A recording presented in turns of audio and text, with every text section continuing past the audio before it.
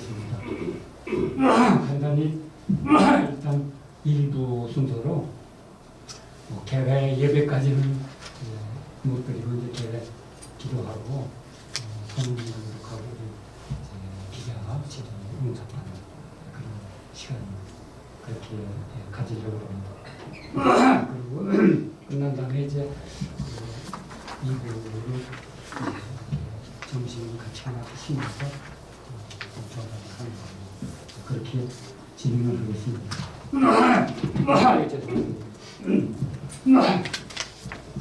네, 먼저 우리 이제 정경회장이면서 교회 개도 하시고 지금 이제 원로 목사이신 김중석 목사님 대회 기도 해주시고 계십니다.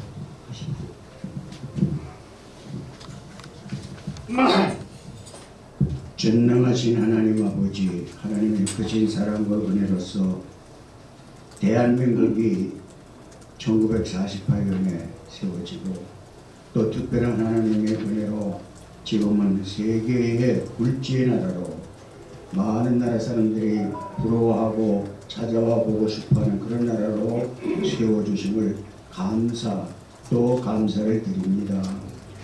그러나 저희들이 또 부족한 것이 많았습니다.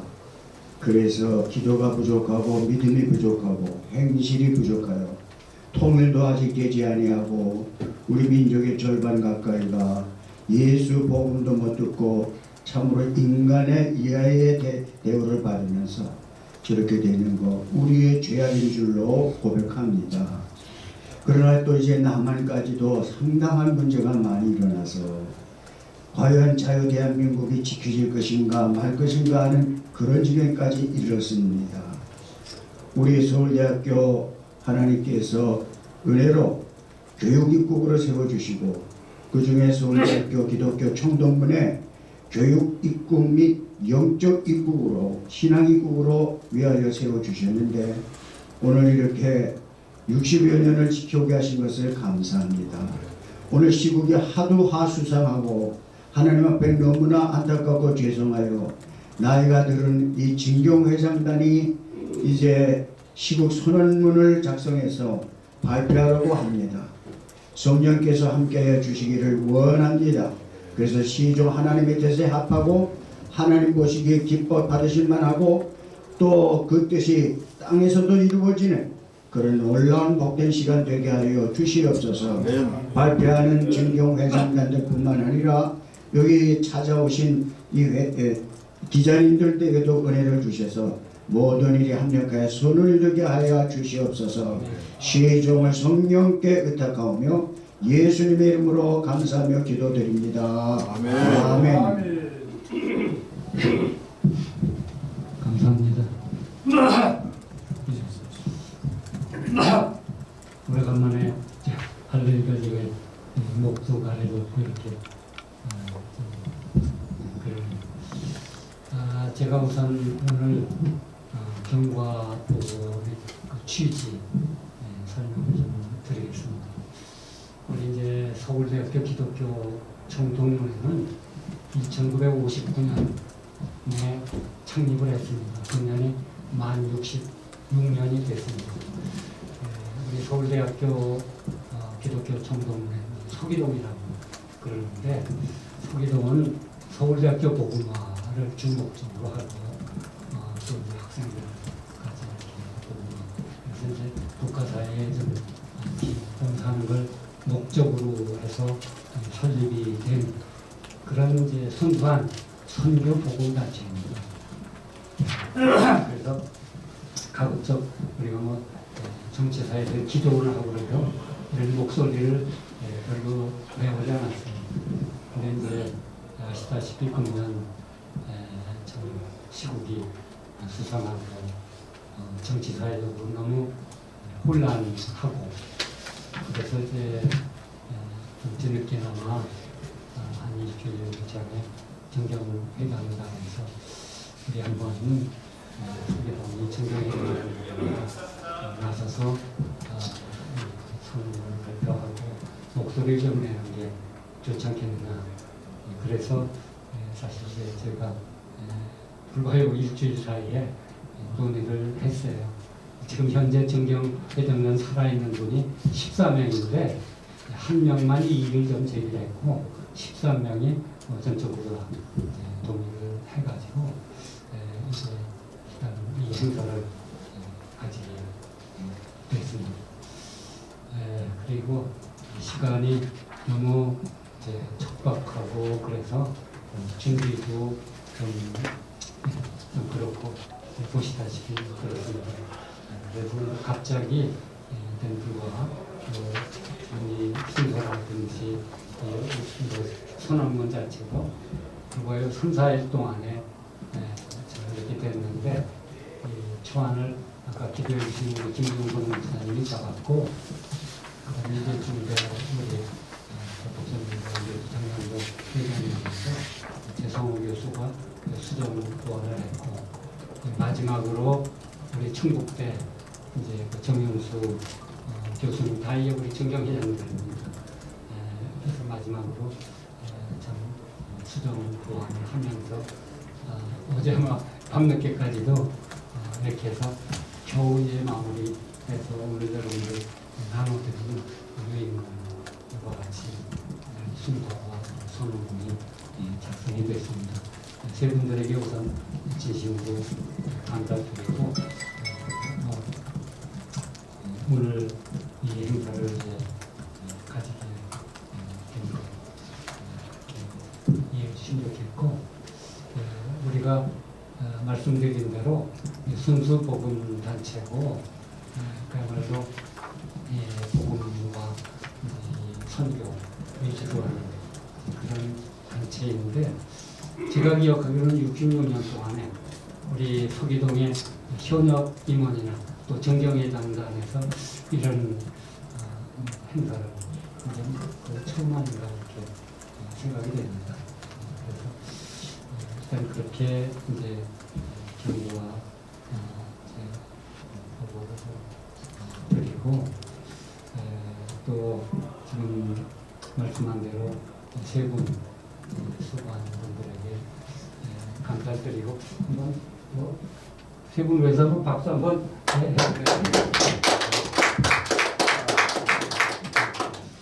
그리고 오늘 이제 그 14명 중에 반밖에 이제 7명이 오늘 식재 아까 14명 중에 13명이 이제 이렇게 했고 오늘 7명이 참석을 하고 그리고 시원 회장단이 참석을 했어요. 우리 시원 회장이 이제 회장인데 이제 시원 회장이 아직 정경 회장은 아니기 때문에 벽돌을 이렇게 앉으셨는데 함께 이렇게 참여해서 행사를 가지는 말 이렇게 했다는 거 좀 아시고 그래서 이제 그 경과보고는 뭐 이 정도 말씀드리고 이제 취지는 뭐 지금도 말씀드렸지만 우리가 이제 순수복음단체로 내부적으로 이렇게 주로 행사를 했는데 진짜 시국이 중차대하다고 생각이 돼서 늦었지만 이렇게 한번 결의문을 우리가 선언을 수록선언을 이렇게 어렵게 만들어서 발표하기에 이르렀습니다. 또 기자분들 몇 분 참석해 주셨는데 조금 이렇게 협조해 주시고 잘 또 홍보해 주시면 감사하겠습니다. 그 정도 말씀드리고 일단 수고해 주신 우리 이제 정영수 교수님이 그래서 이 아예 선언문 낭독 발표까지 좀 해주시는 걸로 부탁을 드렸습니다. 정 교수님 이렇게 좀 해주시죠. 일어나서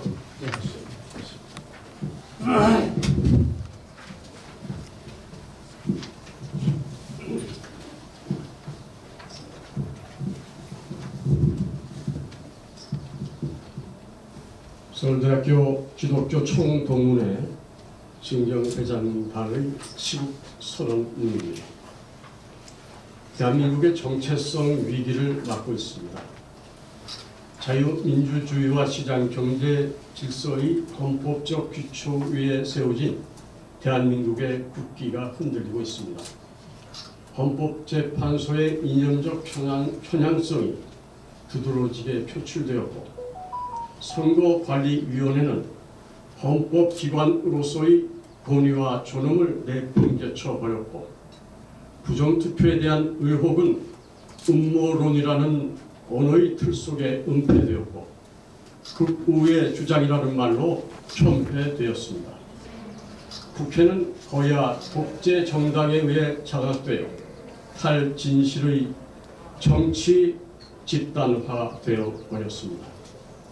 좌익 세력은 급진적 사상으로 대한민국의 가치 체제를 부정하고, 자랑스러운 대한민국의 역사를 왜곡하고, 자유민주주의 공화국 대한민국이 지향하는 국가의 헌법적 가치 체제를 근본적으로 바꾸려 하고 있습니다. 그러나 지금 우리 국민은 각성하게 되었고, 밝은 미래를 위해 헌법적 가치 체제를 지키기 위해 힘 모아서 위기 상황을 극복해야 할 때라고 하는 것을 자각하고 있습니다. 비상계엄은 이러한 위기를 극복하기 위한 헌법 수호 차원의 불가피한 결단이었음을 확인한 우리들은 국가위기 극복을 위한 밑거름이 되고자 증경대장단의 뜻을 모아 다음과 같이 시국선언을 하고자 합니다. 첫째로, 더불어민주당의 탄핵소추 남발은 국정마비를 초래하였습니다. 29건의 탄핵소추와 각종 위헌적 법률의 국회 통과는 말 그대로 대한민국의 체제를 마비시키는 입법 내란이 되었습니다. 그것은 대한민국을 흔드는 폭거라 말할 수가 있습니다. 두 번째, 비상계엄 선포는 대통령의 모두의 판단에 근거한 통치권에 근거합니다. 헌법재판소는 국가의 가치 체계를 수호하는 국가 경영의 관점에서 계엄의 동기와 근거를 판단할 수 있어야 합니다. 계엄 선포는 국민을 고통스럽게 하기 위한 것이 아니라 국가의 가치 체계를 수호하려는 의지에서 비롯되었습니다. 국정을 회방하려는 부당한 간섭과 입법농단, 예산농단, 선관위 서버 수사 방해 등이 국가의 운영에 중대한 위협이 되었습니다. 이러한 관점에서 대통령 통수권자의 판단을 내란에 의도해서 이루어진 불법이라고 할 근거는 확인할 수가 없습니다. 계엄 선포는 국가 운영에 심각한 피해를 방지해야 할 긴박성과 신속한 문제 해결의 필요성을 인지하고 내린 결단입니다. 따라서 헌법재판소는 계엄이 국민에게 준 충격과 동시에 계엄이 가져다준 전 국민적 계엄 효과를 통시적으로 바라보는 관점에서 고도의 판단을 해야 할 것입니다. 계엄령의 의도 및 그 동기가 무엇인지에 관하여 국가 경영의 관점에서 종합적으로 판단해야 한다는 의미입니다. 세 번째, 헌법재판소는 공정성과 정치적 중립의 의무를 지켜야 합니다. 12.3 비상계엄이 해제된 직후 내란죄라는 이름의 프레임 속에서 마치 짜여진 각본에 따라 탄핵소추 의결이 정당화되었습니다. 그러나 탄핵을 추진하는 과정에서 헌법재판소는 국회 측과 물밑 교섭을 통해 탄핵소추 안에서 내란죄를 삭제하도록 유도했습니다. 정치적 중립의 의무를 헌신짝처럼 행해졌던 것입니다. 헌법재판소는 실체적 진실을 발견하려는 노력을 기울이지 아니했습니다. 검찰의 수사 자료를 증거로 채택하는 불법을 저질렀습니다. 넷째, 헌법재판소는 선관위의 부정선거 의혹에 대한 심리를 배척하고 선관위에 대한 감사원의 감사를 받지 않아도 된다는 판결을 하는 등 심각한 부정직성과 불공정성을 드러냈습니다. 비상계엄의 선포의 배경에는 부정선거 곧 선관위의 불법적 내지 불공정한 선거관리 의혹이 있었습니다. 그럼에도 헌법재판소는 이러한 사안에 대해 충분한 조사나 심리도 거부했습니다. 반면에 헌법재판소는 선관위의 독립성을 침해한 것이라는 판단을 내리고 선관위는 감사원의 감사 대상이 되지 않는다는 황당한 결정을 내린 것입니다. 뿐만 아니라 선관위 경력 직원 채용 비리가 878건이나 확인되었습니다. 그야말로 반헌법적 불법을 묵인한 것입니다. 다섯 번째, 대통령의 방어권은 침해당했고 탄핵 심판 절차는 불공정했습니다. 헌법재판소는 헌법수의 최종적 책임을 지는 기관입니다. 오로지 헌법과 양심에 따라 판단해야 함에도 불구하고 최근에 보여온 행태는 공정성을 의심하기에 충분했습니다. 헌법재판소 소장 권한 대행이 재판관 청의 과정에서 만장일치를 유도하려 한다는 소문은 심각한 의문을 자아내는 것입니다. 이것이 사실이라면 헌법기관의 위상은 말할 것도 없고 심각한 위법 행위임이 드러나게 되는 것입니다. 국민의 분열을 두려워서 만장일치를 유도했다고 하는 그러한 말은 더욱 큰 민주주의의 적, 국민의 이름으로 국민 주권을 변질시키고 불의를 합법적으로 은퇴하는 교묘한 정치적 술수이며 치명적 방어라고 하는 점을 인지할 수 있어야 될 것입니다. 여섯 번째, 대통령 탄핵 소추는 마땅히 기각, 아니 각하되어야 합니다. 헌법재판소는 헌법에 충실하고도 공정한 청의 절차를 거쳐 국회의 대통령 탄핵 소추를 마땅히 기각해야 합니다.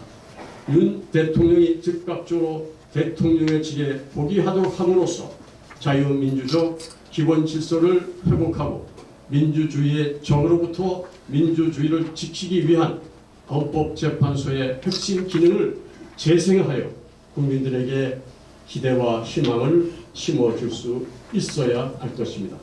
일곱 번째, 민주주의의 적으로부터 민주주의를 보호하기 위한 노력은 여전히 진행되어야 합니다. 민주주의의 적이란 개인의 입장에서 보면 성숙하지 못한 국회의원, 편향적 인식과 사상 속에 매몰되어 있는 그러한 무의식 대중과 오피니언 리더들, 진정한 보수의 가치를 상실한 자들입니다. 제도의 차원에서 보면 민주주의의 적이란 형식만을 갖춘 상권분립, 국가의 가치 체계를 무시하는 진영정치, 거야 정당의 반헌법적 횡포, 공영방송과 언론의 좌파 카르텔, 그리고 무소불위의 권력을 행사하는 선관위와 헌법재판소 등입니다. 그러나 결국 한마디로 요약하면 민주주의의 적은 제도를 악용하는 사람들 그 자체입니다. 그러므로 인간의 취약성과 한계를 보완하기 위한 법 제도 마련이 절실합니다. 견제와 균형이 무너진 외형만의 민주주의와 헝클어진 국가의 가치 체제는 여하튼 극복되어야 합니다.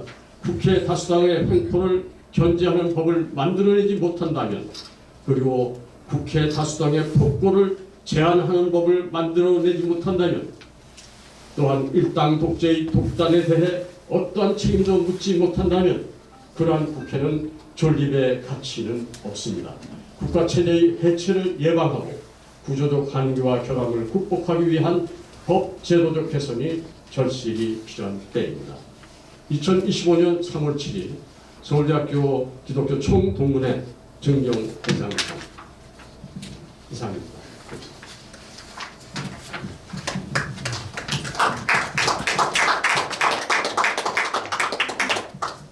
감사합니다. 일단 이제 그 선언문도 드렸고요.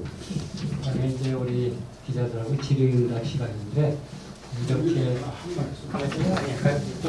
그다음에 번역을 일단 먼저 우리 정경위원부터 소개를 좀 하고 기자들도 각자 어디서 오셨는지 이렇게 인사한 다음에 그다음에 이제 우리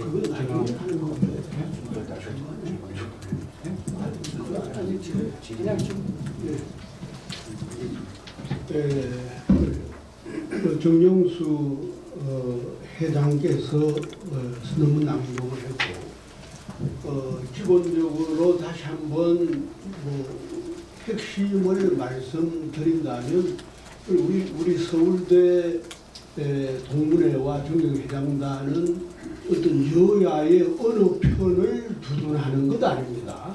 우리는 기독교적인 입장에서 대한민국의 헌법의 가치를 존중한다는 것, 이것이 위기에 있다고 보기 때문에 원로로서 우리의 입장을 제시하는 겁니다. 그게 가장 핵심적인 것인데, 그러니까 우리 대한민국 헌법에 일반적으로 보면 우리 대한민국 헌법이 대통령 중심제로서 상당하게 뭐라고 합니까? 그러니까 소위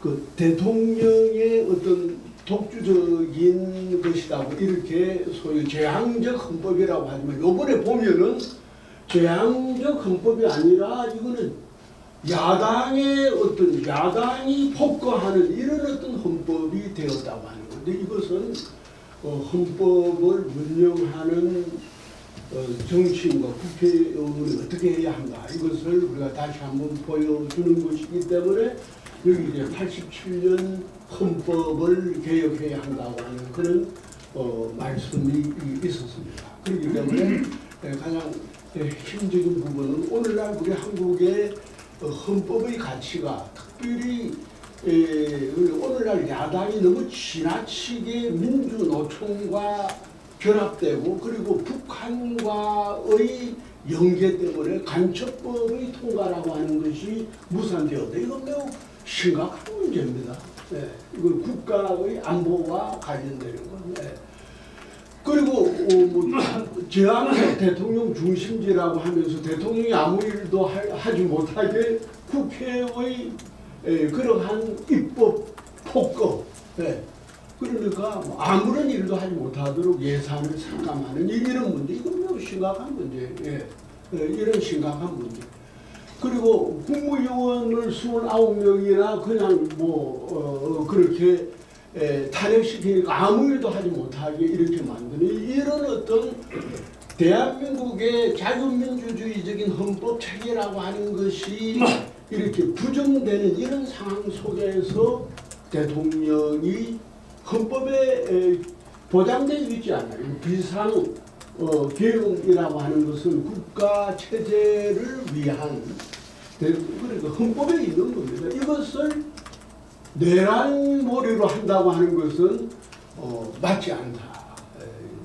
이것이고, 그 다음에 이제 가장 핵심적인 부분은 헌법재판소의 특별히 3명이 너무나도 우리법 출신으로 헌법적 가치를, 그러니까 소위 이념적 성향으로 헌법적 가치에 벗어나고 있다고 하는 것. 이건 매우 심각한 문제고, 거기다가 선거관리위원회가 그러니까 부정선거를 밖에서 이렇게 할 수 있도록 그렇게 선거제도의 서거 자체가 해킹에 노출되어 있는데 이런 것을 그대로 방지했기 때문에 부정선거의 심각한 문제가 지금 국민들로부터 대두되고 있는데, 여기 대해서 독립기관이 돼가지고 대통령까지도 어떻게 영장 신청을 하지 못하도록 이러한 형편 속에서 계엄이라고 하는 것이 시도되었다. 이제 이것입니다. 이런 의미에 있어서 비상계엄이라는 것을 외교란대로 몰이하는 것이 아니라 대통령의 헌법적인 기관으로 보고, 그런 의미에 있어서 본다면 허영 교수라든가 이호승 교수라든가 이런 이인호 교수라든가 헌법학자들에 의한다면 이러한 대통령의 비상계엄이라고 하는 것은 바로 사법 대상의 논의가 아니다. 이렇게 우리가 볼 수 있는 것이고, 그런 헌법적이기 때문에 내란몰이로 말하는 것은 말이 아닌 것입니다. 그걸 제가 한번 보충 설명을 해드렸습니다. 감사합니다. 그러면은 아까 말씀드린 대로 한번 뭐 이렇게 오래 한번 이제 오셨으니까 몇 분 안 되지만 우리 정경영 회장단 이렇게 소개를 간단히 드리고 그다음에 기자분들도 어디서 오셨는지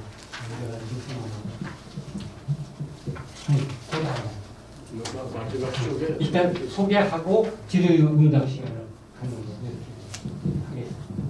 그래서 우리 김용훈 교수님부터 한번 그냥 우리에게 그래 그냥 지금 갖다 제가 순서 간단히 그냥 인사 아니 소개 제가 그냥 일괄적으로 소개하고 뒤에 표시가 돼 있어.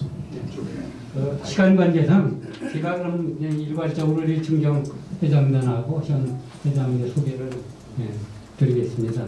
예, 지금 우리 14명 이렇게 있지만은 참석자만 소개를 드리겠습니다. 맨 위에 계신 분이 우리 김영훈 회장님이신데, 우리 제일 이제 선배 회장입니다.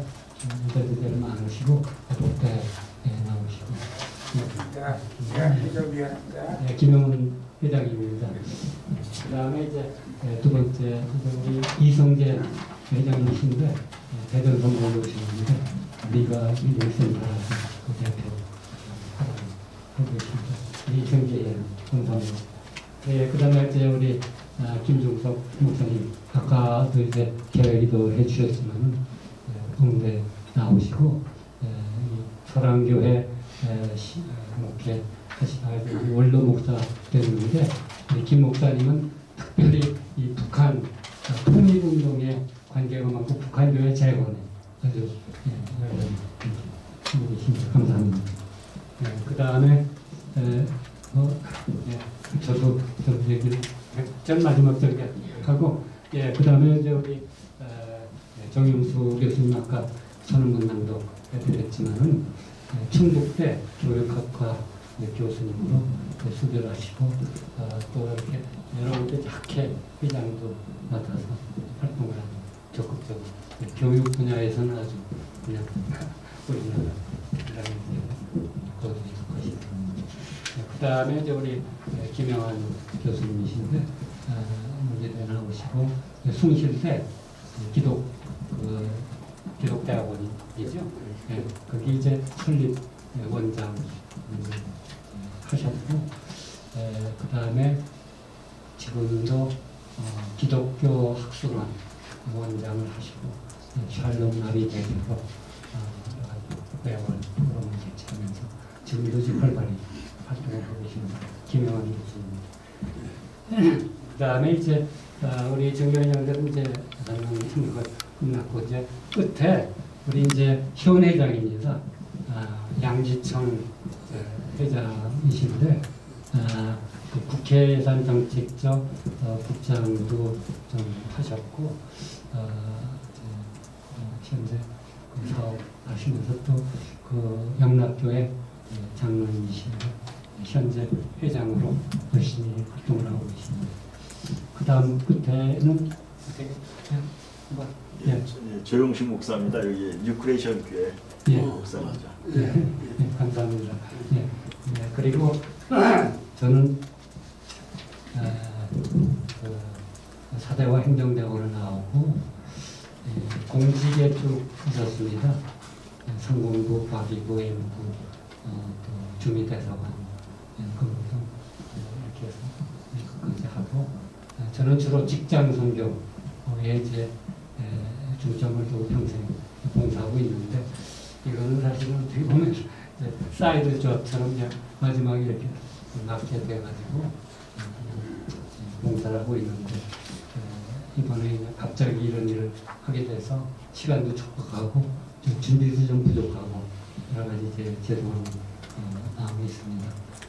저는 박흥일 장로입니다. 그래서 우리 소개는 끝나고 그 정도 하고요. 우리 이제 기자분들도 한번 소개 좀 해주세요. 우리 저부터 여기 찾아가요. 간단히 이제 어느 신문사에 뭘 맡고 계시는 누구라고 이렇게 해주시면. 저는 기독일보의 장지동 기자라고 합니다.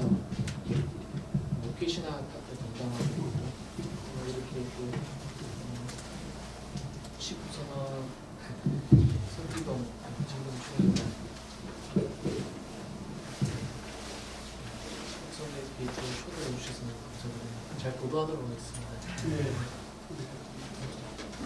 선교신 여기 오신 기독일보도 같이 하고 있는 이지희 기자고요. 직접 이지희 기자고요. 직접 선교 관련에 대해서 바꾸기 때문에 내가 오랫동안 활동하시니까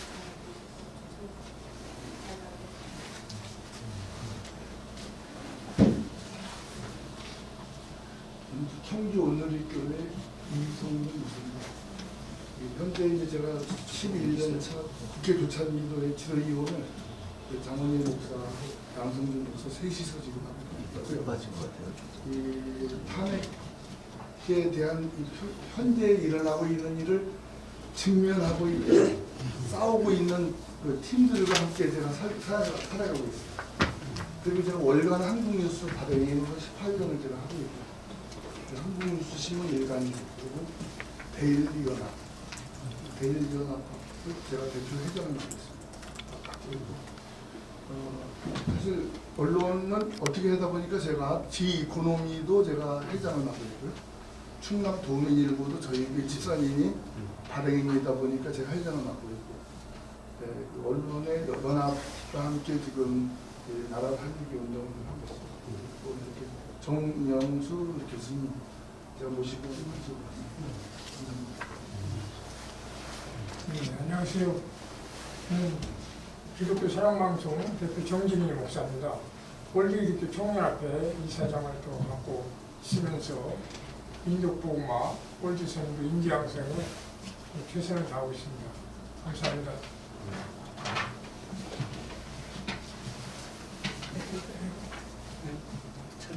먼저 하세요. 순서대로. 빨리 해요. 사람뉴스 김국래 목사님입니다.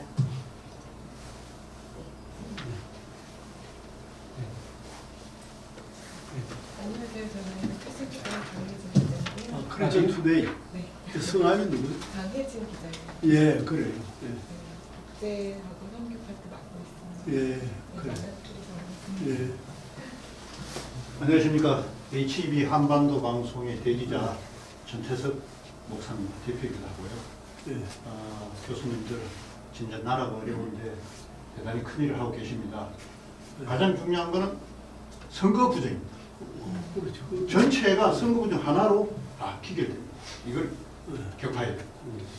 그리고 특별히 그래 우리 참 훌륭한 기자들 많이 오셨고 크리스천 투데이하고 기독일보가 초교파적으로 가장 열심히 이 젊은이들 중심으로 해서 활동을 하고 있어요. 그래서 고맙게 생각합니다. 네, 그러면 이제 시간은 이제 우리 기자분들 자유롭게 이제 질의하고 또 우리 정경 기자 중에 답변하실 분을 하시는데 우리 뭐 이건 우리 김영환 교수님 이렇게 주관해 주시죠. 전부만 아니라 우리 또 김용훈 그렇죠. 또 우리 네. 우리 정비장에 있으니까 네. 좀 말씀하시고. 데일리 연합 대표 회장 이성근입니다. 오늘 정명수 교수님께서 법 제도적 개선이 절실히 필요할 때다 이런 말씀을 주셨거든요. 그래서 이 절실히 필요한 이것을 우리 정경 회장단이 단원들을 중심으로 해서 서울대만 하더라도 뭐 기독인들 중에 법조계에 있는 분들도 많이 계실 거고 함께 할 수 있는 분들도 있는데 이것을 이런 탄핵의 어려운 시기를 맞이하는 이런 일들이 반복되지 않도록 하는 일을 만들어갈 어떤 생각은 없으신지 그건 듣고 싶고요. 그런 부분들이 이제 사실은 우리나라는 대륙법으로 되어 있잖아요. 이제 영국 같은데 유럽은 이제 영리법으로 되어 있는데 영리법 쪽에서는 절차를 중요하게 하고 있는데 이번에 문제가 생기고 있는 모든 부분이 절차를 무시한다고 이제 생기는 문제거든요. 그래서 미국 같은 데는 사실 이런 문제를 해결하기 위해서 일찍이 뭐 아시겠지만 미국은 하원과 상원제도도 지금 만들어 놓은 상태고 그런 상태에서 근본적인 문제를 한번 다뤄야 될 때라고 생각됩니다. 그래서 이런 부분에 대해서는 어떻게 한번 대안을 갖고 계획을 갖고 계시는지 한번 우리 정영수 교수님과 교수님 그 문제고 김정은 김정은 장관이 먼저 한번 말씀하시고 그다음에 또 그 핵심적인 게 내가 귀가 좀 보여서 간단히. 그러니까 지금 그 정영수 교수님께서 법 제도적 개선이 절실히 필요할 때다. 법 개정. 네. 그리고 법 개정을 왜 무엇 때문에 필요한지. 근데 우리나라가 사실은 그 친미 속에서 우리가 그 나라를 지켜오는 거에 대해서 굉장히 강점도 있지만 이 법이 이제 대륙법 쪽에서 우리가 가면서 이 영리법적인 그 절차를 따르는 부분에 대해서 약해요. 이런 부분이 약하다 보니까 그냥 다수의 의견에 의해서 결정되면 끝나는. 그래서 결국은 국회가 결국은 뭐 입법부, 사법부를 장악했다 이런 얘기가 나오는 그런 부분을 어떻게 해결할 거냐. 네. 제가 이제 오랜 동안 이 법을 배웠고 가르쳐왔는데요. 지금 말씀대로 제가 이제 공법을 했습니다. 헌법 행정법을 했는데, 근데 저는 조금 이 개정이라는 문제는 시각이 좀 다릅니다. 뭔가니 다만 법을 개정하고 제도를 바꿔봐야 그 운영하는 사람들이 그 법을 안 지키면요, 지금 우리 경험하는데 소용이 없습니다. 좀 방향이 틀린지 몰라도 제가 우리 김영원 박사님이 하고 있는 기독교 학술원에서 그때 부탁받은 논제가 한국의 민주주의, 법치주의와 한국 교회, 특히 개업에 대해서 말을 해달라고 해서 지난 17일 날 했으면 그때 상황에서는 솔직히 법적으로 볼 때, 그 헌법적인 이런 규범적인 입장에서 볼 때 이 개업이 어떻게 된 건지 솔직한 얘기로 법적으로 볼 때는 이건 문제가 있다고 저는 봐가지고 얘기를 했어요. 그러나 다만 중요한 건 여러분 알아야 될 게, 법 이론 가운데 우리 헌법이나 개업법 가운데 이건 꼭 알아야 됩니다. 요건에 대한 부분하고 아까 말씀드렸지만 대통령의 통치권의 부분하고 여러 가지 이론이 있는데, 최근의 통치권 이론은 본질적으로 대통령의 고유한 권한이지만은, 그러나 현저하게 법을 그걸 흔히 말로 중대하고 명백하게 법을 위반했고, 그 다음에 국민의 기본권에 영향을 미칠 때에는 사법심사를 할 수 있다. 이게 헌법재판소의 최근에 80년 이후에 국내에서 8년입니다. 그래서 법 걱정을 했는데, 문제는 그겁니다. 분명한 것은 법적으로 볼 때 지금 입장은, 지금 석 달 이후에 지금 입장은 법적인 것보다는 정치적인, 사회학적인, 뭐 감정적인 이런 것들이 얽혀 있는데요.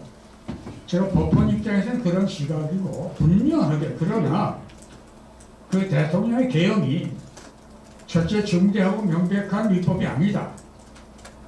깨끗하게 국회에서 정해진 소위 해임 결의에 대해서 순복을 했고, 그 다음에 그걸로 인해서 구체적으로 국민의 기본권이 근본적으로 침해되는 일이 없었다. 따라서 이 계엄, 소위 국회에서 신청된 소위 탄핵 신청은 헌법재판소에서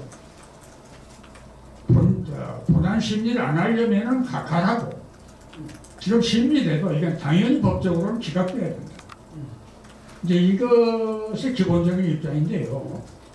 근데 제가 이제 한계를 느끼는 거는, 그 법학자로서의 이야기고 근본적으로는 이거 아닙니까?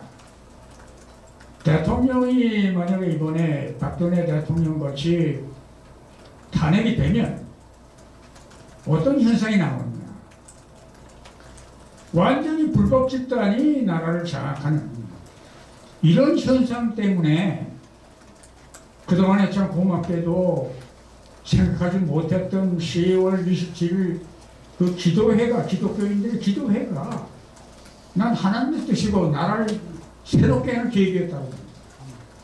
전 실망해 있었는데 특히 그리고 최근에 내가 생각은 무엇보다도 윤 대통령이 우리 대학의 후배지만 상당히 저는 괴로워했었어요. 어떻게 저 마누라 하나를 통제를 못하냐 솔직히 그랬는데 지금은 하나님 뜻 같아요. 우리 흔한 말로 미친 척하고 일을 저질렀는데 이것이 결국은 모든 우리나라의 비리가 야당들이 갖고 있는 옛날의 건전한 생각이 아니라 완전히 종북적인 소위 말하는 적그리스도적인 이러한 생각이 그러한 야심이 다 드러내게 한 거는 이건 공로가 있구나. 이건 법적인 견해가 아니고 어떤 이제 정치적인 사회학적 그런 견해입니다. 그러니까 뭐 이런 얘기는 우리 동문회 중경 회장하고 깊은 얘기는 못했습니다만은 저 마이크를 주셨으니까 솔직히 말씀을 드려야지 우리 모임이 별로 그렇게 호롭진 않아도 우리가 이 준비가 오래된 게 아닙니다. 며칠 전에 한번 하자. 그래서 제가 나이도 먹고 그래서 어떨까 했지만 이건 필요한 거예요. 그러니까 다시 말하면 우리 자신들의 어떤 소신의 문제가 아니라 이 시대에 이게 하나님의 뜻이 아니냐. 입을 다물고 있는 게 한계가 있지 않냐. 이런 뜻을 갖고요. 이렇게 목사님들이나 기자님들 다 오셔서 고맙습니다. 그래서 앞으로 중요한 거는 개인적인 문제가 아니라 정말 우리가 이제 하나님한테만 매달리면서 하나님 경외하고 하나님 말씀 지키는 걸로 우리나라가 이루어져야 되지 않겠냐. 이런 생각을 해봅니다. 그 덧붙여서 덧붙여서 지금 보면은 여태까지 재앙적 대통령제의 폐해를 우려해 왔는데 이번에는 제왕적 국회의 폐해가 드러났다 이렇게 말할 수 있잖아요. 그렇죠? 그러니까 국회가 정부가 하는 모든 그 입법 그러니까 예산 자체를 삭감시키고 통과시키지 않고 29명의 뭐 법관이라든가 감사원장까지 탄핵시키고 일을 못하도록 만드니까 국정마비 아니에요. 그게 소위 그 국회의 의회 폭거 아니에요. 폭거. 그렇게 보면 그래요. 이게 단순하게 재앙적 대통령제의 헌법이라고 하기보다는 국회의원이 그냥 의석수만 많으면 재앙적 국회의 폭거가 지금 되고 있는 것 아니에요. 이게 문제이기 때문에 그러니까 이제 그런 것을 제대로 지적하면서 국회의 그러한 탄핵에 있어서도 헌법적인 제한을 가해야 하는 겁니다. 그러니까 예를 들어서 방송통신위원장이 그 6개월이나 일 못하다가 이제 기각되고 되돌아왔으면 그것을 탄핵한 국회의원이 책임을 져야 하기 때문에 6개월 권한 정지를 받아야 합니다. 예를 들어서 이런 어떤 하나의 반대적인 헌법적인 장치가 법률적인 장치가 있어야 한다는 거. 예? 먼저 뭐 이제 그런 것이 매우 중요하다. 그렇게 생각이 되어집니다. 예. 그 다음에 그러면 이 문제는 이제 그 정도로 아마 넘어가는 게 시간 관계상 좋을 것 같아요. 그 다음에 혹시 다른 기자분들 질문 있으면 질문해 주시고 여기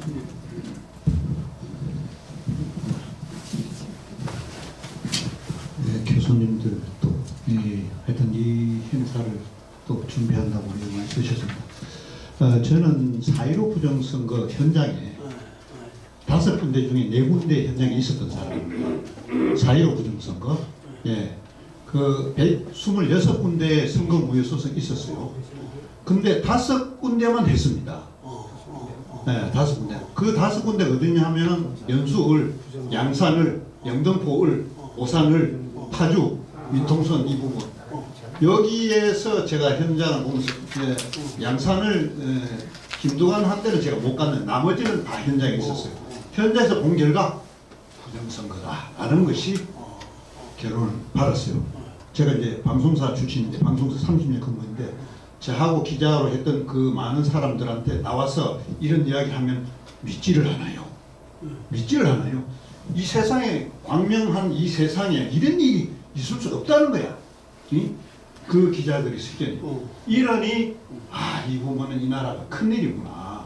그가 무슨 배추잎 투표니 일장기 투표니 뭐 기립바시 투표니 보트가 나온 거 좌우 세로 안 맞고 이 레이저가 나오면 딱딱 맞게 되는데 인쇄를 했기 때문에 전부 하나도 안 맞는 거예요. 풀 붙고 막 엉망진창 신권 답안이 이런 거 많이 나왔지만 이 자료가 뭐 하지만 결국은 국회 이 숫자 많은 거 이거를 만들어낸 것이 국민투표거든. 이제 일은 거기서부터 시작된 겁니다. 거기가 시작되니까 마음대로 주물리고 소위 말해서 조폭이나 다른 거 없지 않느냐. 조폭이나 다른 분들 식견이 있는 사람의 도저히 정상적인 야당이면 그렇게 할 수 없는 거. 이 정상이 아니다.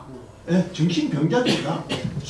계속 탄핵을 해갖고 나중에 다 살아나오거든. 세월이 지금 다 중단시키고 살아나오면 이게 있을 수 없는 일이에요. 이거는. 이 법이 잘못된 건 난 아니라고 생각합니다. 법이 지금 87년 체제 이거 괜찮은 거예요. 운영하는 사람들이 문제입니다. 운영하는 사람이 조폭 집단이면 안 되는 거예요. 이거 전부 안 지키고 엉망진창이 되고 지금 또 온 사방이 투선이잖아요. 이런 부분을 선관위를 어쩌든 게 격파를 하든지 옛날에 내무부로 돌아가든지 행정자치위원으로 돌아가서 안으로 가든지 지금 저기는 완전히 다른 나라잖아요. 이 대한민국이 아닙니다. 거기는 지금 마음대로 사람 저끼리 가족끼리 조카 아들들 다 취직시키고 다 채점표도 전부 100점으로 나가 올리고 지금 사과한다고 이게 될 문제가 아닙니다. 국민들이 다 이제 원선입니다. 다 4.19, 5.16처럼 돌아갈 입장입니다. 이런 부분이 어떻게 격파할 것인가 논리적으로 학술적으로 해가 되는 문제가 아닙니다. 이 부분에 대해서 한 말씀입니다. 제가 간단하게 하고 그리고 제가 볼 때는 그리고 특별히 이제 의회 폭거와 더불어서 윤 대통령께서 선거제도의 부정적인 문제 여기에 언급하고 제가 볼 때는 결정적인 문제를 다루었다고 보고 어떻든 그러니까 지금 우리 한국에 뭐 여러 가지가 있지만은 그래 이미 잘 말씀하시고 동의하면서 통계학자들 그러니까 우리 한국에 우리 서울대 동문 가운데 그 통계학 교수 있습니다. 그 뭡니까 그 박정현 교수인가? 박성영 교수. 이분이 이야기했지만 그 통계학적으로 있을 수 없는 그런 소위 그 패턴이 나왔다는 거지. 그게 뭐냐? 그러니까 이제 야당과 여당 그것도 다른 야당 아니고 특히 더불어민주당과 국민의 힘에 대하여서 이제 통계학적으로 어떤 일정한 유형이 나왔는데 제가 63대 36인가 그리고 통계학적으로 그게 나올 수 없는 것 아닙니까? 사람들이 인위적으로 투표하는데 이런 식의 것이 나왔다고 하는 거예요. 제가 볼 때는 그 통계학 교수들이 이야기한 것이기 때문에 저 일단 그 무시해서는 안 되고 정부에서 검찰에서 그리고 감사원에서 이것을 철두철미하게 소위 그 추적하고 발표해야 한다 이렇게 보고 이런 의미에 있어서 이번에 탄핵이라고 하는 이러한 과정이 김용원 교수님 말씀대로 우리의 모든 부정을 드러내었다는 면에 있어서 새로운 국정 쇄신의 계기다고 보고 지각되어야 이 모든 문제가 해결된다고 저는 봅니다. 감사합니다. 말씀하신 대로 제가 저는 미가 힐링센터 이렇게 수상을 받고 있습니다. 그런데 힐링이라고 하는 것은 개인적인 퍼스널 힐링이 아니고 우리 소셜, 내셔널 힐링 그런 의미로 쓰고 있는데 그야말로 이 부정선거 그의 핵심이 아마 개혁령이고 그분이 의도하자는 것이 부정선거였죠. 그런데 지금 아까 말씀드린 대로 모든 국회나 헌재가 다 그걸 무시하고 지금 들여다보지도 않으려고 하는 것이 엄청난 거의 가장 큰 문제죠. 근데 저는 2004년부터 우리 기독교 동문이기 때문에 이런 말씀을 드리는 건데 하나님의 계시를 받은 분하고 같이 부정선거를 전해왔고 이거 가장 아마 제가 오가리 됐을 겁니다. 또 김상철 변호사하고 같이 동문인 분하고 같이 그 당시부터 정청화 목사님하고 부정선거에 대해서 아까 근데 우리가 하지 않을 수 없었던 것은 하나님의 계시에 의한 것. 우리 계시라는 말씀을 들을 때에는 일반적으로 이해하기 어려운 말씀입니다만은 이 나라가 이것을 부정선거를 밝히지 않으면 전자개표를 사용하지 되면 나라가 망한다. 그러니 너희가 전해라. 근데 우리는 강권적인 그런 메시지를 전해왔습니다. 그러니까 이 부정선거가 정말 저는 또 컴퓨터를 한 사람이었기 때문에 너무나 밝히 압니다. 어떻게 조작해왔다는 것이 너무 내 눈에는 너무 그림이 확실해요. 그래서 아무리 이야기를 해도 사람들은 음모론이라고 하고 아까 우리 목사님 말씀대로 이게 뭐 오늘 대낮같이 밝은 이 날에 대한민국에서 그런 일이 있을 수 있느냐. 그런데 가장 지금 제가 지적하는 가장 큰 문제는 현재 여당인 국힘당의 잘못입니다. 이 도둑놈이 들어왔으면 잡을 수 있는 당사자가 국힘당인데 이 사람들이 뭐 그것을 오히려 엄호하는 그런 결과가 됐단 말이에요. 그 이준석이라고 하는 대표가 이 부정선거 얘기하는 사람은 다 나가셔. 이러한 너무나 어처구니 없는 부정선거를 가장 심각하게 받아들이고 헤아칠 수 있는 당사자가 국힘당인데 지금까지도 당론으로 전화가자면은 이 너무나 바보 같은 정당이라고 해서 제가 참 메시지를 통해서 많이 참 꾸짖고 이게 정당이 도대체 맞느냐. 여당으로서 가장 심각하게 이 나라를 망친 것은 도둑놈보다 더 나쁜 것은 도둑놈 알고도 안 잡은 사람이다. 이렇게 생각하고 있습니다. 우리 기독교 동문이기 때문에 하나님의 계시도 말씀드릴 수 있고 또 이 종교개혁이 왜 필요하냐.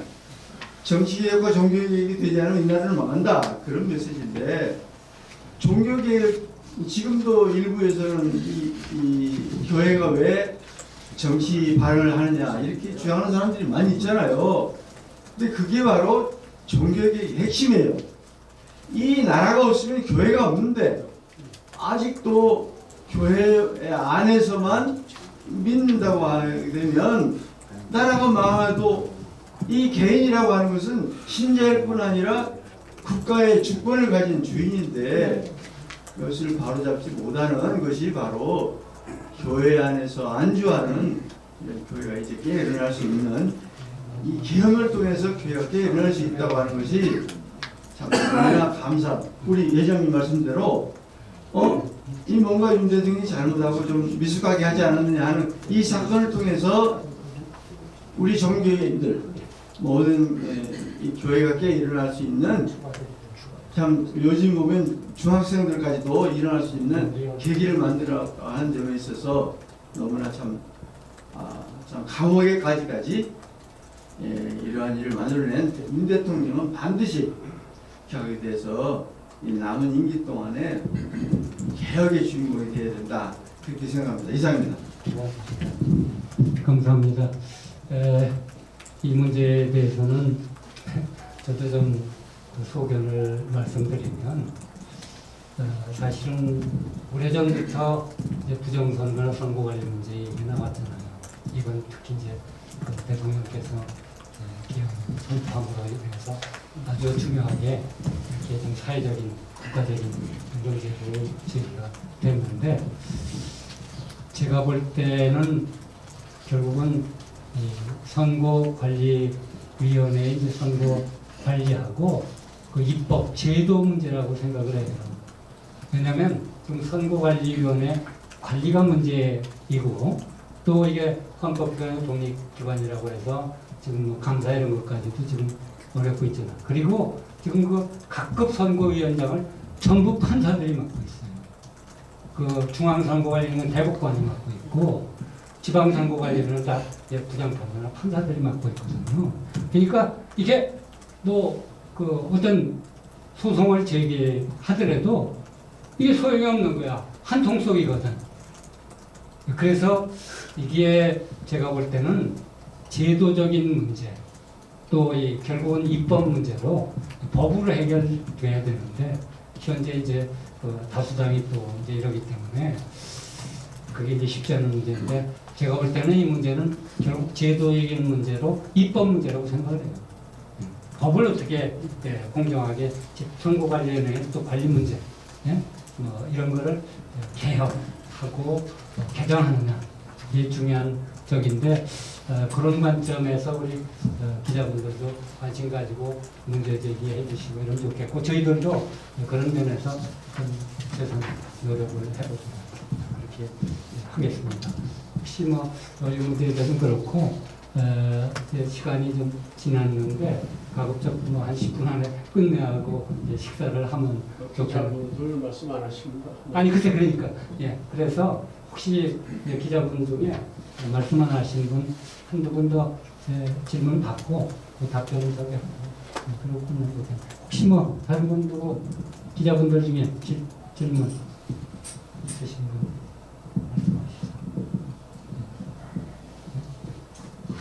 말씀 다 하신 거 아니에요? 제가 네. 사실 그 교회가 이 문제를 앞장서서 문제를 풀어간다고 하면 저는 목회자들의 마인드의 문제라고 생각하거든요. 목회자가 나라를 사랑하고 성경적 입장에서 사회에 생기는 문제들에 대한 대안을 내놓을 수 있어야 되거든요. 그러면 설교를 해도 그 말씀을 해석을 해도 그 해석을 하는 그 출발 자체가 성경 안에서 찾아주려고 애를 써야 돼요. 근데 사실 제가 사도행전 강의를 하면서 그 마띠아를 뽑는 그 사건을 가지고 지난주에 설교를 했거든요. 설교를 했는데 그 사람들은 준비된 120명 중에 예수님과 함께 3년 동안 동생회를 함께 했던 사람 중에 신실한 사람, 성실한 사람, 그리고 성령 충만한 사람, 교회 일을 맡겨도 될 사람의 자격을 뽑았기 때문에 마지막에 이제 제비뽑기를 하잖아요. 근데 제비뽑기에 던지는데도 둘 중에 누가 돼도 하나님의 뜻으로 맡길 수 있는 누가 봐도 누가 이 사람이 돼도 괜찮다. 이 사람이 돼도 괜찮다라는 그 정도의 후보가 나오는 가운데서 이제 정치 지도자가 생기고 또 그 지도자를 통해서 법관들이 임명되고 검사들이 임명되고 이렇게 가는데 중요한 것은 너무 그 이념 싸움 속에서 양극화 속에서 되어지는 이 부분에서 적어도 우리가 정말 하나된 민족이었고 하나된 나라였고 근데 지금 나눠져서 이렇게 있잖아요. 그 앞으로 통일된 한국을 내다보면서 하나님이 그 일을 이루게 하시는 사명을 갖고 이야기를 한다면 교회가 목회자들이 갖고 있는 메시지 감도, 메시지의 그 내용도 많은 것들을 생각하게 하고 그리고 교회 안에 뭐 야당 의원도 있을 수 있고 여당의 의원도 있을 수 있고 그 이념이 다른 사람이 있을 수 있거든요.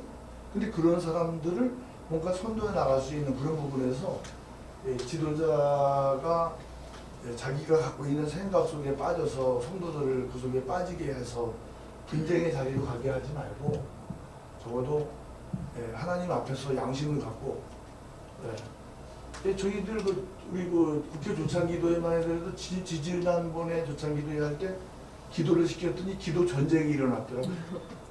그래서 우리 유영대 기자가 와가지고 기도 전쟁을 하고 있다고 기사를 썼더라고요.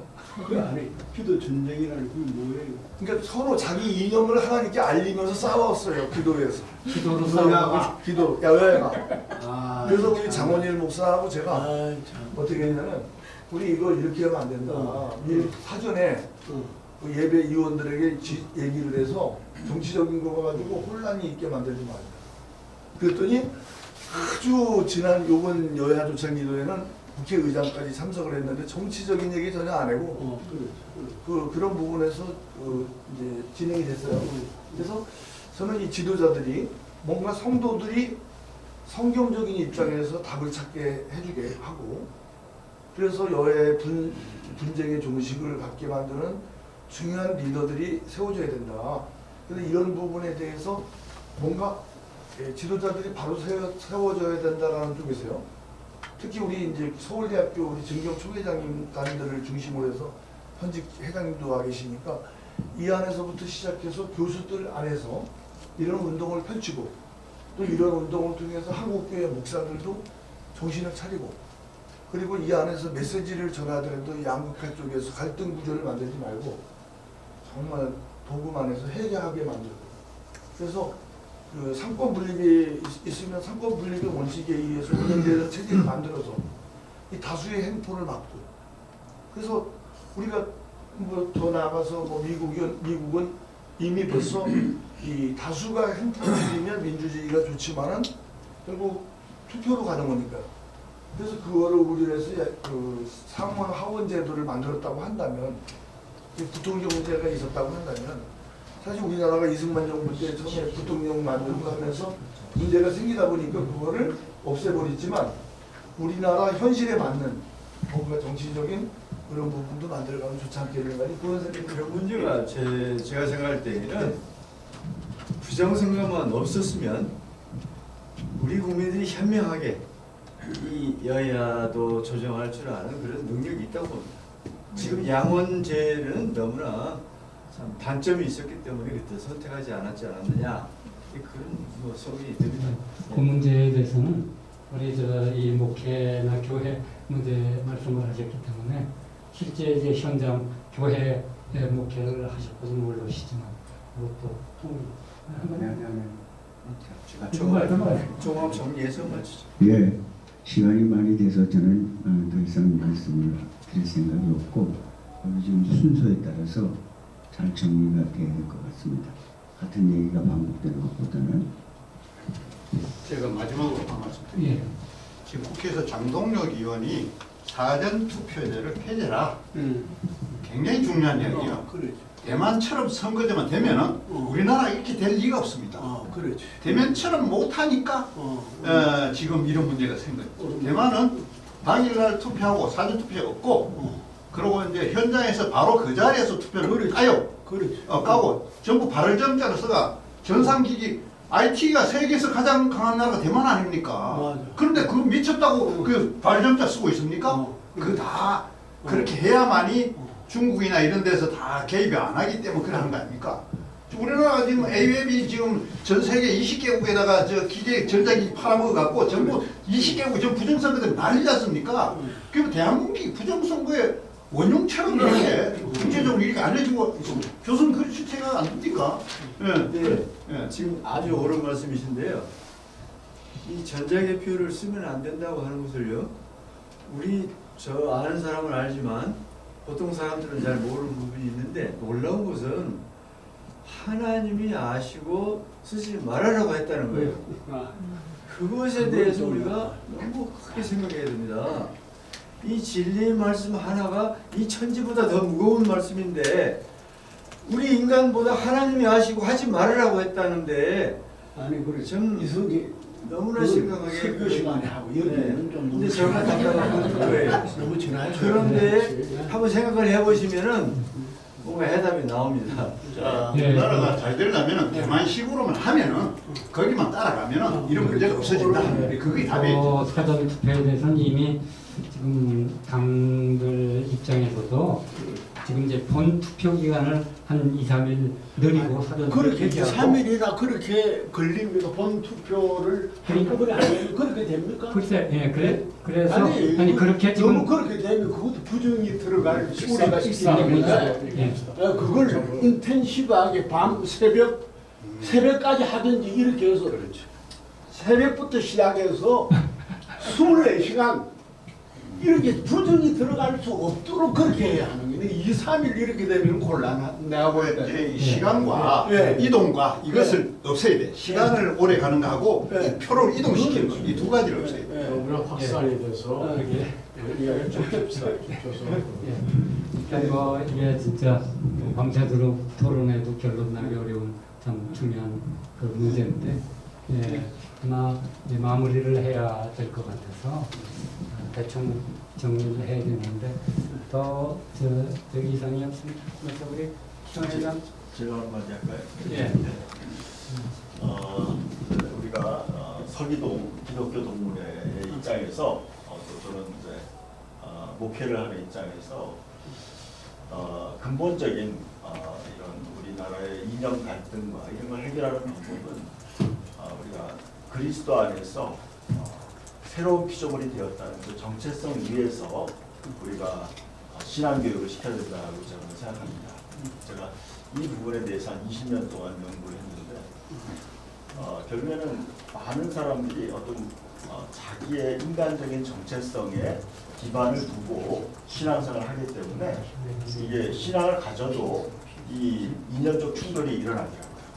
그것을 저는 이제 탈북자들 사역을 좀 하고 있는데 결국은 우리가 그리스도 안에서 온전히 새로운 피조물의 정체성에 입각해서 우리가 교회와 모든 기독교인들이 신앙생활을 한다면 이런 이념 갈등을 초월해서 하나가 될 수 있고 그리고 또 올바른 방향으로 나갈 수 있다고 생각합니다. 새로운 피조물의 정체성에 입각해서 우리 기독동문과 또 우리나라가 이렇게 신앙생활을 하면 좋겠다고 생각합니다. 예, 감사합니다. 그런데 이제 오래간만에 처음으로 뭐 이런 의자 갖다 보니까 시간이 촉박하고 또 시간이 제약돼서 많이 쫓기고 시간도 좀 오버되고 그랬네요. 그래서 오늘 처음으로 이러는데 앞으로 좀 뭐 이런 기회를 또 가질 수 있으면 가지든지 뭐 그래야 될 것 같습니다. 시간이 많이 오버되고 그래서 일단 이제 오늘 기자회견과 시간은 이 정도로 종료를 해야 될 것 같습니다. 안 들리시죠? 그리고 아니 그래서 그래서 시원회장 있으면 시원회장 좀 그래야 될것 같은 아닌 것 같아요. 그래서 우선 지금의 마무리하고 나중에 시원회장 들어오면 또 회장 얘기도 듣기로 하죠. 그래서 마지막 마무리를 우리 가장학과 선배 노승경 회장이신 김영훈 회장님 마무리 기도, 아예 식사 기도까지 포함해서 이렇게 해주시고 끝나가면 좋겠습니다. 이제 시간이 많이 갔습니다만 아까 얘기하다가 이제 끝냈는데 아마도 이건 우리가 공유할 필요가 있을 것 같아요. 우선 제가 아까 말씀하신 부분에 그 배경 없이 얘기를 하니까 좀 거부반응이 있을지 몰라도 근데 앞으로 그럼 어떻게 할 거냐 하는 부분에 대해서는 이번 계엄 사태 후에 3개월이 지나면서 제 나이에 볼 때 미안합니다만은 쉽게 판단하면 안 되겠구나. 이거 첫째. 그 다음에 우리 동문들도 알아야 되는데요. 성경 말씀 갖고 해결될 줄 알았는데 우리 그동안에 우리 세계사를 보면 인간의 부분은 인간들이 할 수 있는 능력을 발휘해야 되지 않는다. 그래서 이건 조금 얘기가 이상합니다만 여러 기자님들도 그렇고 제가 그 이태리의 공산당 창설자 안토니아 그란시의 조용한 혁명을 위한 11계명이라는 게 있습니다. 그리고 전쟁에 있어서 기동전이 있고 진지전이 있는데 혁명을 성공하려면 진지전으로 가야 된다. 이게 100% 우리나라의 각계통에 먹혀들어갔구나. 나는 그렇게 봐요. 정말 나는 내 개인적인 얘기뿐 아니라 이렇게 사법부가 그 법과 양심에 따라서 재판하는 게 법과 안의 도리라는 게 헌법의 규정입니다. 우리 상식적으로 얘기하면 안 됩니다. 전혀 양심은 뭐 자기들이 무신론을 간다고 할지라도 최소한 그 법대로 해야 돼. 법대로 안 해요. 왜 그러냐? 그 위에 있는 거예요. 그 당시에 이 진지론이 우리 기독교에는 안 들어와 있습니까? 각 곳에 안 들어가 있는 데가 없어요. 이것이 해결이 안 되군요. 뭐 미안합니다만 뭐 선거 문제 뭐고요. 그거 아니고 또 두 번째는 지금 국제사회의 문제가 요즘 보니까 이게 우리나라의 일이 세계적인 일이 돼 있는 거예요. 우리 선거 문제가 우리끼리 된 거 같습니까? 아닙니다. 지금 중국이 엄청난 영향을 갖고 우리나라에 영향을 주고 있는데 우리나라뿐 아니에요. 그 며칠 전에 봤죠? 정의를 보시는 미국이 우크라이나 보고 너희들 네가 할 얘기 없다. 러시아 쪽에 편을 들어 이따위 짓을 하고는 그게 보수적인 그룹이 밀어준 이게 대통령이에요. 그래서 내가 개인적으로 이게 말조로구나. 그러니까 궁극적으로는 저는 그렇습니다. 제가 은퇴 후에 느꼈더니 그 교회법위원회 하나님의 법을 이제 성경에나 오지 말고 그걸 지켜야 될 법으로 보고 그 법에 어긋나는 국가법이나 행위는 그럼 적을 썼다. 이런 극단적인 이런 쪽으로 가야 되지 않겠냐는 생각인데요. 제 얘기는 뭐냐? 전문가들 그룹이 나와야 됩니다. 기독교적인 세계관을 가진 전문가 그룹들의 의견을 종합해서 결론을 내야지. 목사님대로 나와가지고 뭐 역사고 정치고 다 떠들면 통계학자가 볼 때는요 이거 우습게 보여요. 또 저도 마찬가지예요. 제가 법한 사람이 뭘 좀 안다고 뭐 하나님의 뭐 성경 그 한계가 있는데 궁극적으로는 뭘 전공하든지 간에 다 아는 일이지만 이제 현상적인 부분은 아니라 본질적인 부분에 대해서 가치를 부여해야 문제 해결이 나오지 않냐. 좀 막연한 것 같지만은 그렇지 않고 만년 지역적인 하면 제들한테 100번 말려들어갑니다. 저들 그 좌파들이 기본적 독서의 기본서가 뭐냐? 삼국지하고 성경이래요. 근데 그걸 보고요. 우린 이때 뭐랬냐? 우리가 정말 공산주의의 본질에 대해서 연구를 하고 배웠냐? 이건 보면 안 된다. 이랬던 거 아니야. 그러니까 우리가 더 제가 길어지는 거 같습니다만은 지금 현상에서는 뭐라고 결론 내리기가 힘들어요. 함부로. 개헌 문제 내각제가 되면 어떻게 될 겁니까? 나라 망합니다. 여러분 기자들이나 우리 동무들 절대로 저를 포함해서 간단히 결론 내지 마세요. 내가 가지고 있는 소식, 내가 가지고 있는 어떤 선입견 이거 버리고 정말 객관적으로 전문가들이 어떻게 생각하나. 그러니까 제일 중요한 건 뭐냐. 교회 돈을 이제는 자기들 나와서 하지 말고 이제는 정말 기독교의 전문가 그룹을 찾아서 그들에게 연구를 줘야 됩니다. 내가 10년째 날 주라는 게 아니에요. R&D 투자가 없어요. 그냥 총에 그냥 해가지고 배가 우리 뭐 통합적도 넘어가는데 배는 얘기 안 들어요. 그렇지 않으면 못 당합니다. 저 사람들. 또 하나 아까 얘기한 대로 국제화되어 있는데요. 90년대 이후에 지금 한 20년 동안 완전히 미국의 중국하고 짝짝꿍하다 이꼴된 거예요. 이게 박용가 하는 얘기인데 전문가예요. 우리가 냉정하게 봐야 된다. 내가 절대로 무슨 명령조가 얘기 안 합니다. 정말 전문가들의 의견을 존중하고 전문가들이 모여서 연구해서 답안이 나올 때 그 방향을 가는 쪽으로 가야지. 날 포함해서 중구난방으로 이거 안 됩니다. 제도한테 100년 말이잖아. 내가 보기 제대로 내가 그런 얘기 했어. 이런 우리 모임 제대로 분석하고 있을 거다. 그렇다고 우리가 다 까발리면 안 됩니다. 전략이 없으면 안 됩니다. 그래서 제가 분명한 거는 아까 말씀대로 궁극적으로는 인간의 지력이나 인간의 그 능력의 한계가 있어요. 궁극적으로 기도를 통해서 하나님의 답을 구해야 되지만, 그러나 지금 보통 세계적인 악랄한 그룹입니다, 지금. 예. 김정은 이유가 아니에요. 이번 내가 석 달 동안에 보니까, 야, 이건 보통 안 나는 거야. 이제 그런 측면에서 또 기도하면서 전문가들의 의견을 듣고, 그리고 많이 듣고, 저도 들어야 됩니다. 그런 쪽으로 우리 기자님들도 앞으로도 한 단계 높여주세요. 정말 이게 뭐 이 교회를 중심으로 하는 이런 차원이 아닙니다. 하나님의 욕되는 이런 어떻게 될지 모르는 상황입니다.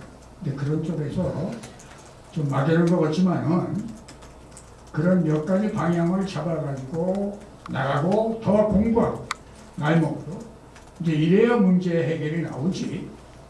절대로 저쪽의 좌파들을 만만하게 보면 안 된다. 난 그렇게 생각하기 때문에 길어졌습니다. 기도하겠습니다.